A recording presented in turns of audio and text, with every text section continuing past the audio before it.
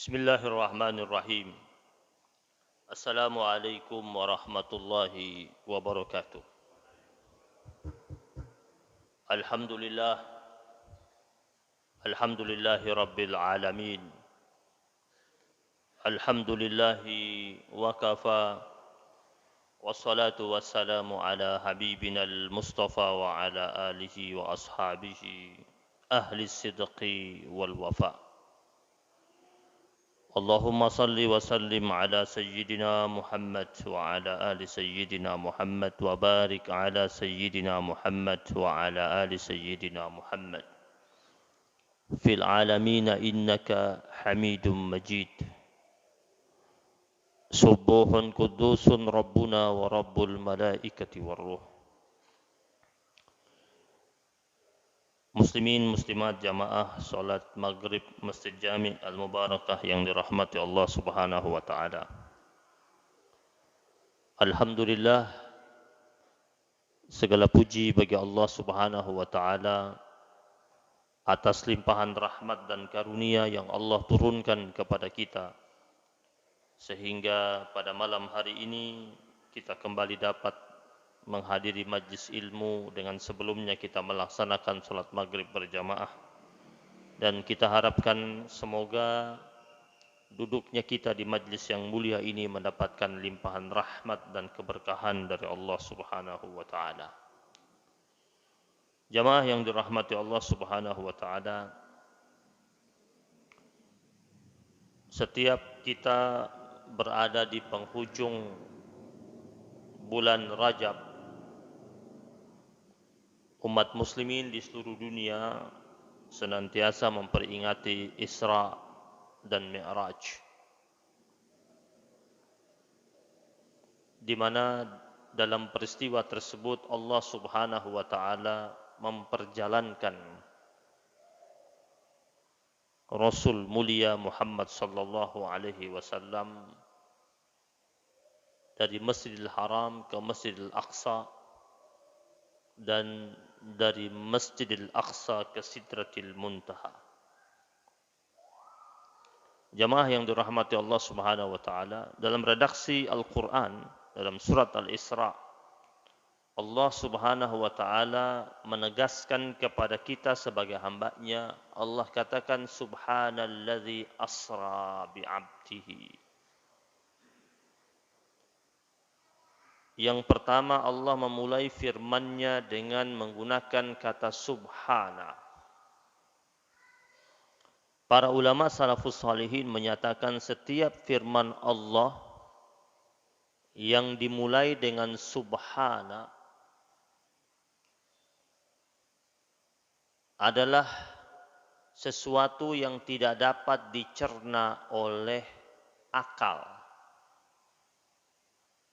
tetapi harus dicerna oleh hati manusia.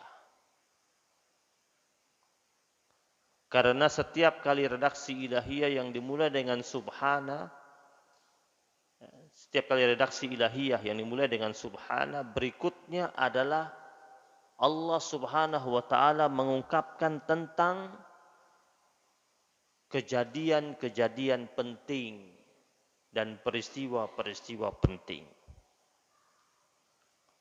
Nah, peristiwa Isra Mi'raj Allah memulai dengan subhana. Maha suci Allah Subhanahu wa taala. Asra, memperjalankan. Jadi Allah Subhanahu wa taala yang memperjalankan Rasulullah sallallahu alaihi wasallam, bukan kemauan nabi. Ini kemauannya Allah Subhanahu wa taala. Setelah Rasulullah sallallahu alaihi wasallam didera oleh kesedihan yang cukup dalam, ditinggal pergi oleh orang yang ia kasihi, Allah Subhanahu wa taala dalam tanda petik menghibur Rasul dengan mengutus Jibril alaihi salam menjemput Rasul dengan membawa kendaraan yang super cepat, yaitu Burak, dan memperjalankan Nabi dari Masjidil Haram ke Masjidil Aqsa.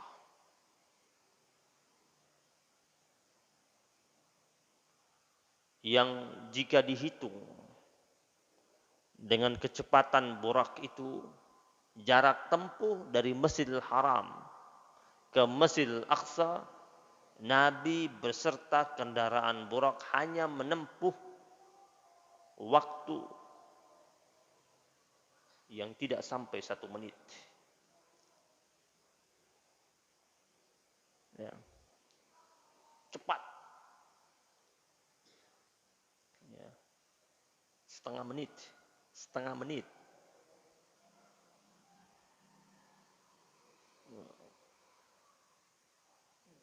Dan itu Allah mengatakan subhana, maha suci Allah. Karena peristiwa tersebut tidak mampu dicerna oleh akal. Jamaah yang dirahmati Allah Subhanahu wa taala.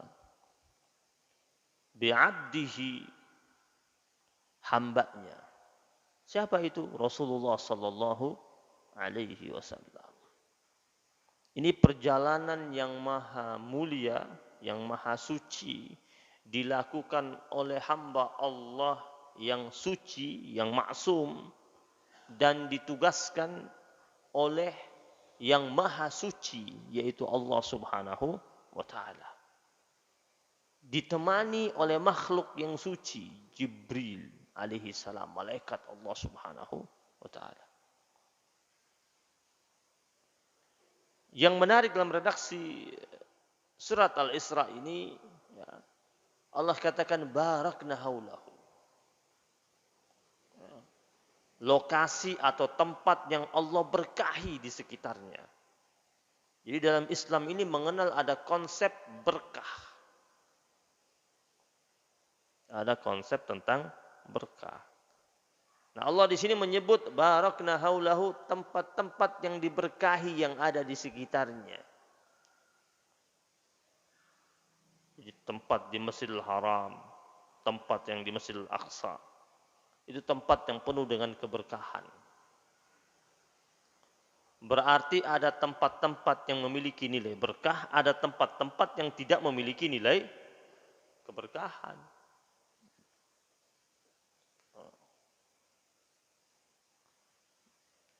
Semakin tua usia tempat yang memiliki nilai keberkahan, maka semakin tinggi nilai berkahnya. Contoh masjid, semakin tua usia masjid tersebut, maka semakin tinggi nilai berkahnya. Kenapa? Karena semakin tua usia masjid tersebut, semakin banyak dianggap orang yang beribadah pada masjid tersebut, maka semakin tinggi nilai berkahnya. Makanya para ulama sering mengatakan kalau Anda sedang berpergian jauh, di tengah perjalanan bertemu dengan masjid-masjid yang sudah tua, mampir, singgah, sholat 2 rakaat.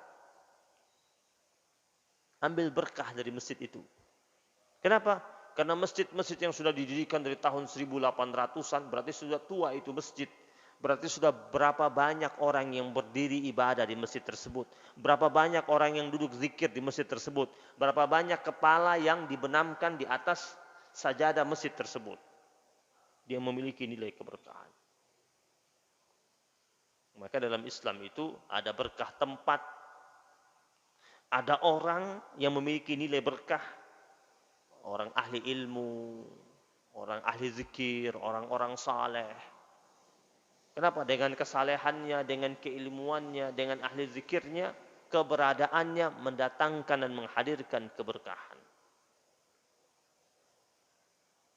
Ada berkah keturunan. Jika orang memiliki keturunan yang saleh dan salehah, itu berkah keturunan. Memiliki keturunan yang ahlul Quran, memiliki keturunan yang benar-benar memiliki akhlak yang mulia, yang baik, itu berkah. Nah, di sini Allah katakan barakna haulahu. Yang Allah berkahi wilayah yang berada di sekitarnya. Lalu Allah katakan linuriyahu. Untuk Allah tunjukkan kepada Rasulullah sallallahu alaihi wasallam min ayatina tanda-tanda kebesaran Allah Subhanahu wa taala. Dan ini bentuk dari salah satu tanda kebesaran Allah Subhanahu wa taala. Innahu huwas samiul basir. Sesungguhnya Dia Allah Maha mendengar dan Maha melihat. Jamaah yang dirahmati Allah Subhanahu wa taala,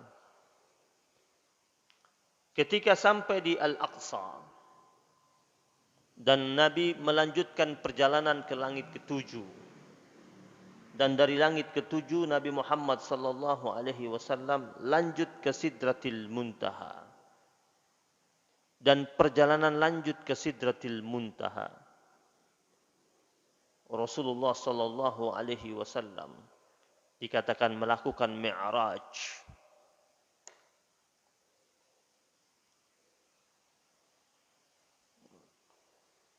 Orang salat, dalam hadis Nabi dikatakan orang mukmin yang salat, as-salatu mi'rajul mu'minin. Salat itu mi'rajnya hamba-hamba Allah yang beriman.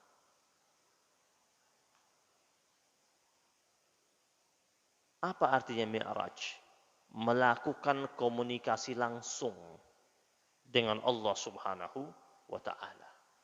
Tubuhnya ada di bumi, tetapi ruhnya itu melangit. Nabi dibawa ke atas untuk menyaksikan ke bawah. Orang kalau berada di atas itu kan melihat di bawahnya semua serba kecil. Kita kalau lagi naik pesawat, itu ketika kita lagi naik pesawat, itu kita lihat rumah-rumah besar itu kecil semuanya. Mobil-mobil kelihatan kecil semuanya. Jadi orang yang sedang mi'raj itu, dia akan merasa bahwasanya dunia dengan segala macam bentuk pernak-perniknya itu yang ada di bawah itu nggak ada apa-apanya. Orang yang sedang berada di atas itu, dia naik ke atas. Ya. Orang yang sedang berada di atas langit itu dia melihat langit dengan etalase yang begitu indah. Ya. Dari atas kan indah semua dilihat. Coba kalau orang naik ke dataran yang begitu tinggi. Orang kalau cari villa tempat istirahat, dia pingin villa yang begitu tinggi. Kenapa? View-nya bagus, lihat ke bawah.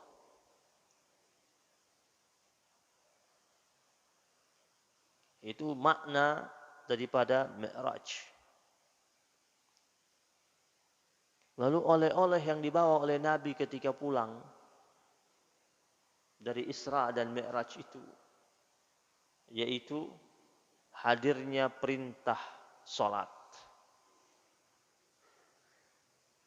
Di mana dalam Al-Quran Allah Subhanahu wa taala menjelaskan kepada kita, wa aqimis salata li dzikri. Dan hendaklah kalian menegakkan salat semata-mata untuk mengingat aku. Jadi kalau ada orang dia salat tetapi dalam kehidupannya dia tidak ingat Allah Subhanahu wa taala, belum betul-betul salat. Karena salah satu daripada esensi salat itu dia ingat Allah Subhanahu wa taala. Ingatnya bukan hanya pada saat dia salat, tetapi dia ingat Allah Subhanahu wa taala setiap waktu dalam kehidupannya. Wa aqimis salata li dzikri. Dan tegakkanlah kalian akan salat untuk ingat aku Allah Subhanahu wa taala. Sehingga setelah dia selesai sholat dalam aktivitasnya, dalam pekerjaannya, dalam bisnisnya, dalam usahanya, Allah senantiasa dia ingat. Al-Imam Al-Ghazali rahimahullah menegaskan kepada kita bahwasanya setiap hamba Allah Subhanahu wa taala yang ingin melaksanakan syariat, maka hal pertama yang patut ia perhatikan adalah hal paling pertama, asyuru' ma'al ilmi. Menjalankan nilai syariat tersebut dengan memakai ilmu.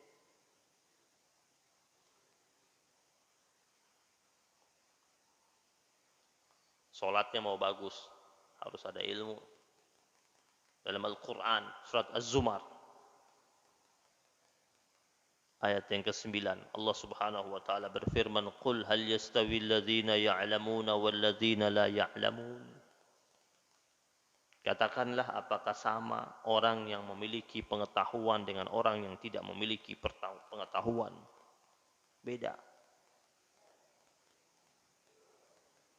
Beda. Tidak sama orang yang sholat, yang dia baca dia faham. Sama orang yang sholat, sama yang dia baca dia tidak faham. Beda khusyuknya, beda kehadiran hatinya. Orang yang membaca sesuatu dalam sholatnya, dia mengerti apa yang dia baca. Bahkan dalam firman Allah yang lain, Allah menyatakan, La yastawi ashabun nari wa ashabul jannah. Tidak sama penghuni neraka dengan penghuni surga. Ashabul jannati humul faizun. Penghuni surga itu adalah orang-orang yang mendapatkan keberuntungan. Surat Al-Hasyr ayat 20. Allah bilang tidak sama. Kenapa? Karena penghuni surga itu adalah orang-orang yang mendapatkan surganya dengan ilmunya. Kan dia ingin dapat nikmat. Harus punya ilmu untuk menjemput nikmat tersebut. Tanpa ilmu tidak mungkin dia dapat menjemput nikmat tersebut. Maka Allah katakan tidak sama. Nah, mereka yang menjadi penghuni neraka, mereka tidak punya ilmu tentang menjemput surga. Sehingga akhirnya di yaumul akhir dihempaskan ke dalam neraka. Nah, ini penting ilmu. Orang alim, orang yang berilmu adalah orang yang dengan ilmu yang ia miliki menghadirkan kemanfaatan buat dirinya dan buat orang-orang yang berada di sekitarnya. Dalam sebuah riwayat hadis, Rasulullah sallallahu alaihi wasallam bersabda, "Afdalun nas," manusia yang paling utama adalah al-mu'minul alim, orang mukmin yang alim. Alladzi idza ihtija ilaihi nafa wa idza istughniya anhu aghna nafsah. Manusia yang paling utama adalah orang mukmin yang alim, yang siapa itu orang mukmin yang alim? Idza ihtija ilaihi nafa. Jika ia dibutuhkan, ya, ia bermanfaat. Orang mukmin yang alim ditinggal di mana saja pasti bermanfaat. Di kampung mana saja dia tinggal, orang datang. Tempat orang bertanya, tempat menghadirkan kemanfaatan buat orang-orang di sekitarnya. Wa in istughniya anhu aghna alaihi. Tetapi dia juga mencukupi dirinya bila dia tidak diperlukan. Orang mukmin yang alim, orangnya tidak mudah obral. Orang mukmin yang alim itu ketika dia tidak dibutuhkan dia diam, dia tidak menawar-nawarkan dirinya. Orang mukmin yang alim itu tidak menggadaikan keilmuannya untuk pernak-pernak duniawi yang sementara itu. Berikutnya, orang mukmin yang alim menjaga hubungannya dengan Allah Subhanahu wa taala. Sebagaimana hadis Nabi Muhammad sallallahu alaihi wasallam dari sahabat Nabi Abdullah bin Abbas radhiyallahu taala anhu, "Ihfazillah yahfazka." Jagalah engkau akan Allah, maka Allah Subhanahu wa taala akan menjaga dirimu. Orang mukmin yang alim menjaga syariat Allah, menjaga aturan-aturan ilahiyah, menjaga perintah-perintah Allah Subhanahu wa taala, menjaga dirinya dari apa-apa yang dilarang oleh Allah Subhanahu wa taala. Selanjutnya, orang mukmin yang alim senantiasa berusaha untuk mendidik masyarakat sesuai dengan petunjuk Allah dan Rasul-Nya. Dalam sebuah riwayat hadis, Rasulullah sallallahu alaihi wasallam bersabda, "Aqrabun nas min darajatin nubuwah." Manusia yang memiliki derajat yang dekat dengan derajat kenabian. Siapa itu? Kata Nabi ada dua. Ahlul ilmi wal jihad. Ahlul ilmi wa ahlul jihad. Yaitu para ulama dan para pejuang. Lalu kata Nabi, amma ahlul ilmi fadallun nas ala ma ja'at bihir rusul. Para ahli ilmu itu mereka memberikan petunjuk kepada manusia sesuai dengan apa yang telah datang dari Rasulullah sallallahu alaihi wasallam. Jadi orang-orang yang berilmu itu mereka tuntun manusia itu sesuai dengan apa yang diajarkan oleh baginda Nabi Muhammad sallallahu alaihi wasallam. Wa amma ahlul jihad yujahiduna bi asyafihim ala ma ja'at bihir rusul.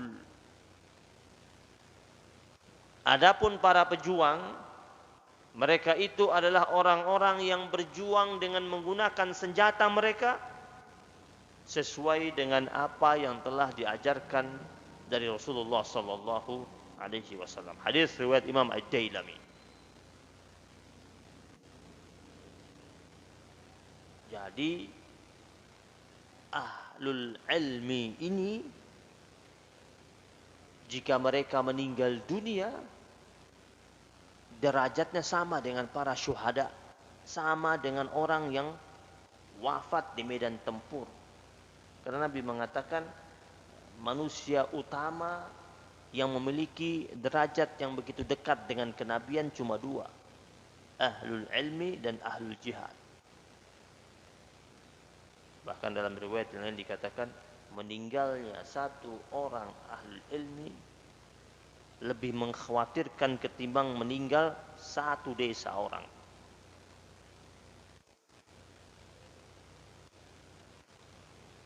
Timbangan tinta daripada ahlul ilmi setara dengan darah yang mengucur dari para syuhada.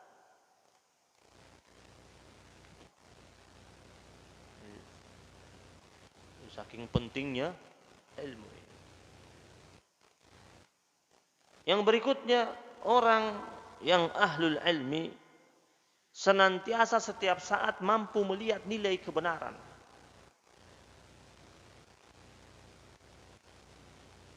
Dalam Al-Quran, Allah Subhanahu wa taala berfirman, "Wa yaral ladzina utul ilma alladzi unzila ilaika min rabbika huwal haqq wa yahdi ila siratil azizil hamid."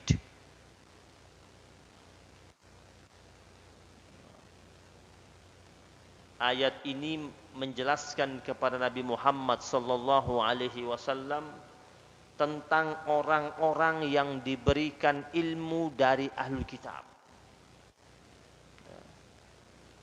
Kata Allah kepada Nabi, orang-orang yang utul ilm, orang-orang yang diberikan ilmu, orang-orang yang ahli ilmu dari ahlul kitab, itu ketika mereka melihat Nabi dari sebelum ia diangkat jadi Rasul, dari sebelum ia diangkat Rasul, mereka tahu huwal haq, mereka tahu ini kebenaran. Mereka tahu ini kebenaran dari Allah. Dari mana? Dari kitab suci yang mereka baca. Jadi Nabi Muhammad sallallahu alaihi wasallam itu ditentang oleh orang-orang bodoh. Jadi yang nentang Nabi itu orang-orang bodoh.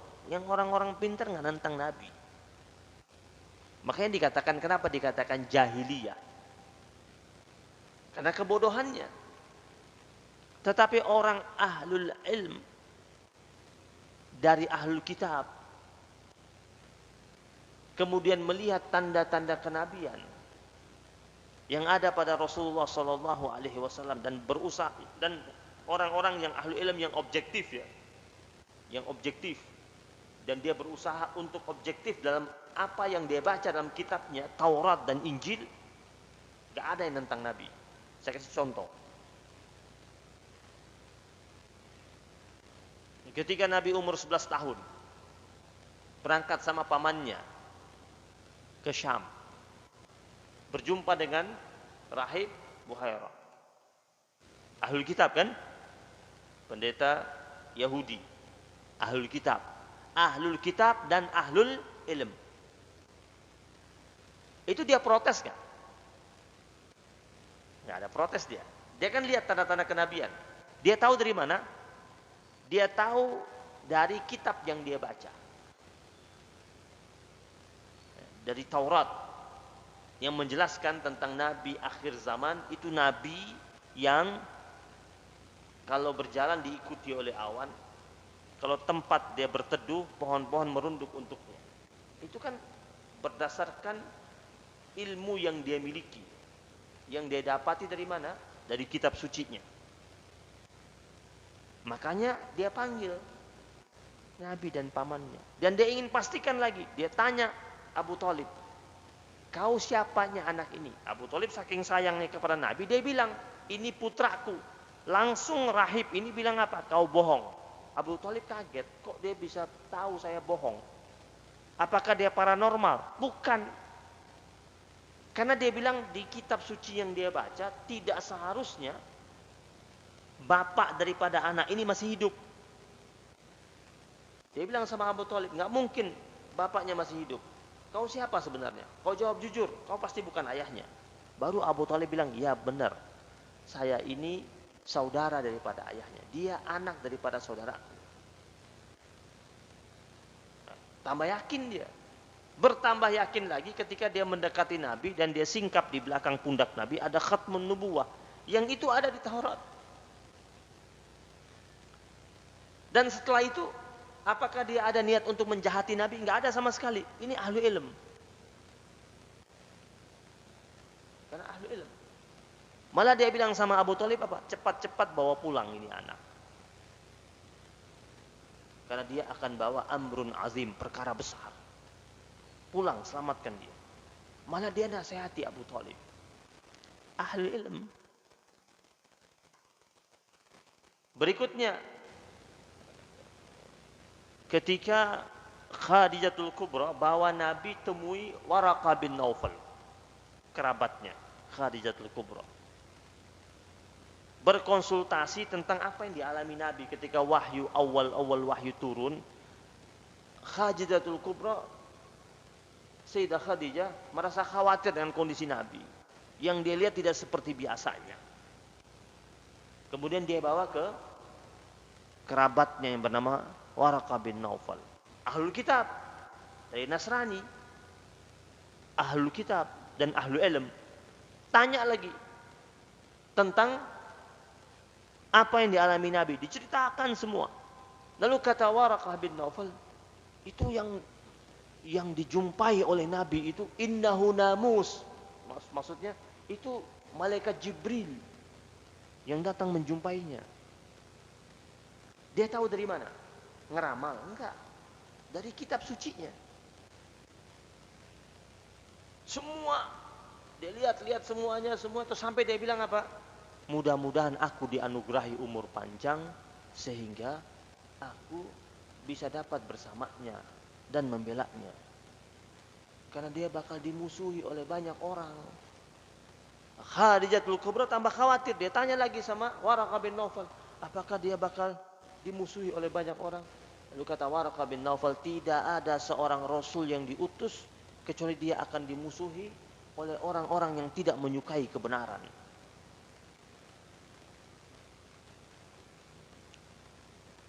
Waraqah bin Naufal nggak nakut-nakutin Nabi.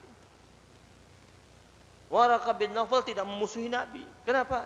Dia ahlul ilm. Jadi semua yang ahlul ilm, Allah katakan dalam Al-Quran ini, dalam surat Saba ayat yang ke-6, bahwasanya mereka tahu ini hak, sesuatu yang benar.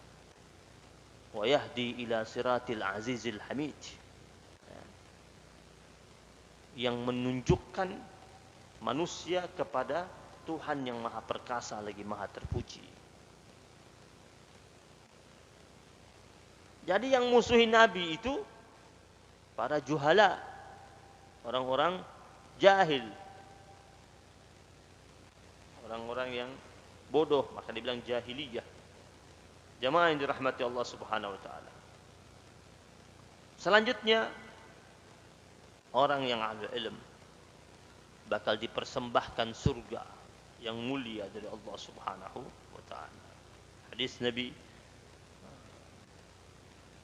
man salaka tariqan yaltamisu fihi ilman sahhalallahu lahu bihi tariqan ilal jannah. Orang yang berangkat untuk menuntut ilmu, maka Allah Subhanahu wa taala akan mempermudah baginya jalan menuju surganya Allah Subhanahu wa taala. Ini kadang-kadang datang ke majlis ilmu nggak jauh ke majlis ilmunya.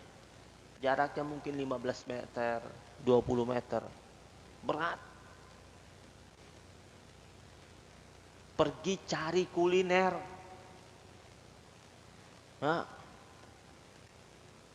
Cari kuliner. Sampai ke BSD. Sampai. Udah jauh, macet. Habis makan pulang, lapar lagi. Tempat ilmu yang dekat kagak sampai-sampai. Ya, makanya dikatakan orang yang dia berjalan untuk menuntut ilmu. Bayangkan kalau yang anaknya masuk pesantren, ya, perginya berbulan-bulan nggak pulang, 6 bulan sekali baru pulang, jauh tempatnya. Sahhalallahu lahu bihi tariqan ilal jannah. Allah mudahkan baginya jalan menuju surganya Allah Subhanahu wa taala. Berikutnya, ahlul ilm bakal diangkat derajatnya oleh Allah Subhanahu wa taala. Yarfa'illahu alladhina amanu minkum walladzina utul ilma darajat. Allah angkat derajat orang mukmin dan Allah angkat derajat orang mukmin yang utul ilma, orang mukmin yang didatangkan ilmu baginya. Jadi ilmu yang kita miliki ini, yang malakah, yang melekat di otak kita ini, bukan semata-mata karena kehebatan kita, tapi karena utul ilma, didatangkan ilmu oleh siapa? Oleh Allah Subhanahu wa taala. Karena ada orang, ya, dia sudah ngaji sampai belasan tahun, puluhan tahun, tidak utul ilma, ilmunya nggak sampai. Ngaji dia belasan tahun ngajinya, tapi tidak utul ilm. Maksudnya apa? Tidak ada perkembangan. Tidak ada perkembangan yang secara signifikan dalam rohaninya. Tidak ada perubahan nuansa spiritual. Maka kita setiap kali belajar, kita harus bilang sama Allah, Rabbi zidni ilman. Kan itu Allah perintahkan, wa qur Rabbi zidni ilman, dan katakanlah, aduhai Tuhanku, tambahlah ilmu bagiku. Jadi yang nambah ilmu buat kita siapa? Allah. Bukan kita. Kita berikhtiar menjemput ilmu tersebut. Yang nambahin siapa? Allah. Karena Allah mengatakan di Al-Quran, utul ilma, Allah datangkan ilmu buatnya. Kita minta sama Allah, wa qur rabbi zidni ilma warzuqni fahman. Berikan aku rizki pemahaman. Minta dianugerahkan rizki berbentuk pemahaman akan ilmu tersebut. Agar ilmu yang sampai kepada kita itu benar-benar malakah, melekat sama kita. Tidak hanya numpang lewat doang. Atau 3-4 hari lupa lagi. Enggak, kita bilang zidni. Tambahkan buat aku ya Allah. Agar apa? Agar Allah angkat derajat kita. Sesuai dengan janji Allah tadi. Yarfa'illahu alladhina amanu minkum walladzina utul ilma. bukan semata-mata karena kebiasaan kita. Jemaah yang dirahmati Allah Subhanahu wa taala. Ilmu merupakan amanah yang kelak nanti di yaumil akhir kita akan diminta pertanggungjawaban. Maka dari itu, dalam sebuah hadis yang diriwayatkan dari sahabat Nabi Abdullah bin Abbas radhiyallahu taala anhuma, Nabi bersabda begini, "Tanasahu fil ilmi, tanasahu fil ilmi." Hendaklah kalian saling memberi nasihat tentang ilmu. Fa inna khiyanata ahadikum fil ilmi ashaddu khiyanah fi malih. Karena seseorang di antara kalian yang berkhianat dengan ilmunya, yakni pengkhianatan intelektual, itu kata Nabi, orang yang berkhianat dengan ilmunya itu jauh lebih besar dosanya dan bahayanya daripada orang yang berkhianat dengan hartanya. Wa innallaha ta'ala sa'ilukum yaumal qiyamah. Sesungguhnya Allah Subhanahu wa taala akan bertanya kepada kalian pada hari kiamat. Jadi orang yang berkhianat dengan harta, koruptor, itu sudah besar dosanya. Tapi kata Nabi ada yang lebih besar lagi dosanya daripada koruptor itu. Orang yang berkhianat dengan ilmunya. Dia punya ilmunya dan dia tahu, tapi malah dia berusaha untuk berkelit-kelit dengan ilmunya.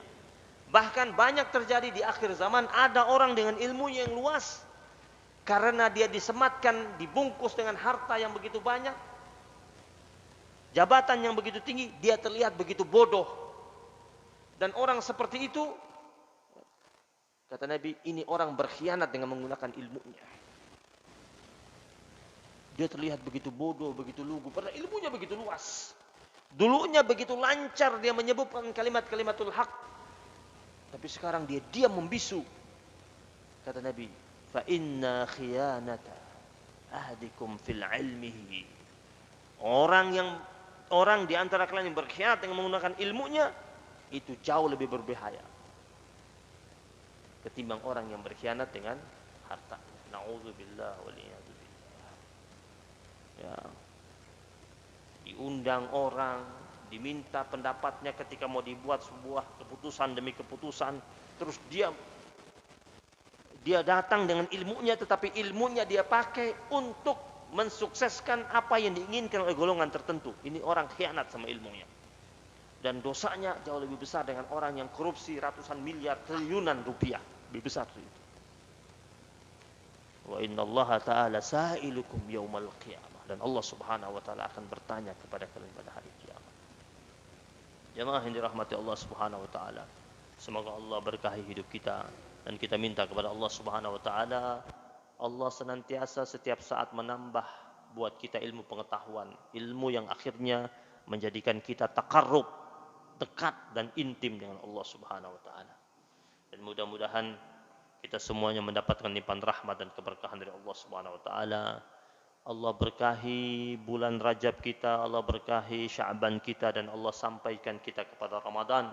Dan kita minta Allah Subhanahu wa taala agar Ramadan kita tahun ini jauh lebih baik, lebih indah, lebih mulia, lebih berkah daripada Ramadan tahun-tahun sebelumnya. Dan kita minta kepada Allah semoga tahun ini Ramadan kita mampu berjalan dengan normal sebagaimana Ramadan sebelum pandemik. Allah angkat wabah yang menimpa negeri kita yang kita cintai ini. Allah satukan hati-hati umat muslimin. Allah hadirkan ketentraman, kedamaian, kesejukan buat negara kita yang kita cintai ini. Ala hadhihi niyyah wa ala kulli niyatin salihah. Al-Fatihah.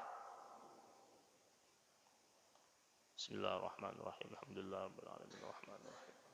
Iyyaka na'budu wa iyyaka nasta'in ihdinas siratal mustaqim. صراط الذين أنعمت عليهم غير المغضوب عليهم ولا الضالين. ربنا تقبل منا إنك أنت السميع العليم وتب علينا يا مولانا إنك أنت التواب الرحيم. وبحق سيدنا محمد وعلى آل سيدنا محمد والحمد لله رب العالمين.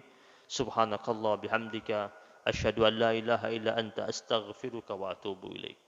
Mari sama-sama. Ya Allah biha, ya Allah biha, ya Allah bihusnil khatimah. Ya Allah biha, ya Allah biha, ya Allah bihusnil khatimah. Ya Allah biha, ya Allah biha, ya Allah bihusnil khatimah. Ya Allah biha, ya Allah biha, ya Allah bihusnil khatimah. Wal afu minkum. Wassalamualaikum warahmatullahi wabarakatuh.